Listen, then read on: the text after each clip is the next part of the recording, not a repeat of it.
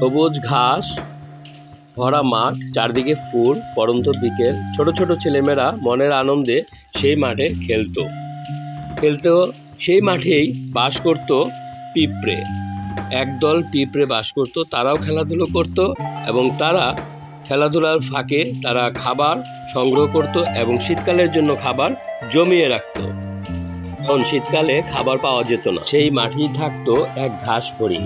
সে সারাদিন গান গাইতো, বাঁশি বাজাতো, লাফালাফি করত। পিঁপড়েরা যখন খাবার সংগ্রহ করত তখন ঘাস হরিণ হাসতে হাসতে বলতো, আহ, তোমরা কেন এত কষ্ট করছো? জীবনটা উপভোগ করো, গান গাও, খেলো, নাচো। পিঁপড়েরা উত্তর দিল, বন্ধু, শীত আসছে, তখন খাবার পাওয়া যাবে না, তাই এখনই প্রস্তুতি নিতে হবে।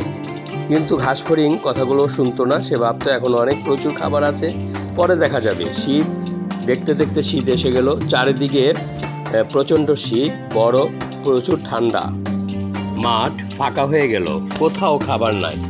ঘাস হরিণ দুর্বল হয়ে পড়ল, ক্ষুধায় কাঁপতে লাগলো। অন্যদিকে পিঁপড়েরা গর্তে মনের আনন্দে খাবার খাচ্ছিল, কারণ তারা আগের থেকেই খাবার সংগ্রহ করে রেখেছিল। ঘাস হরিণ পিঁপড়েদের কাছে গিয়ে কাঁদতে কাঁদতে বলল, বন্ধু, আমি ভুল করেছি, আমি পরিশ্রম করি নাই, তাই আজ আমি ক্ষুধার্ত। পিঁপড়েরা তাকে কিছু খাবার দিল এবং শেখালো, জীবনে শুধু খেলা আর গান বাজনাই নয়, পরিশ্রমের প্রয়োজন আছে। আজ তুমি শিখলে আগামী দিন ভুল করবে না। ঘাস হরিণ মাথা নিচু করে প্রতিজ্ঞা করলো, আমি আর অলস হব না, আমি পরিশ্রম করব।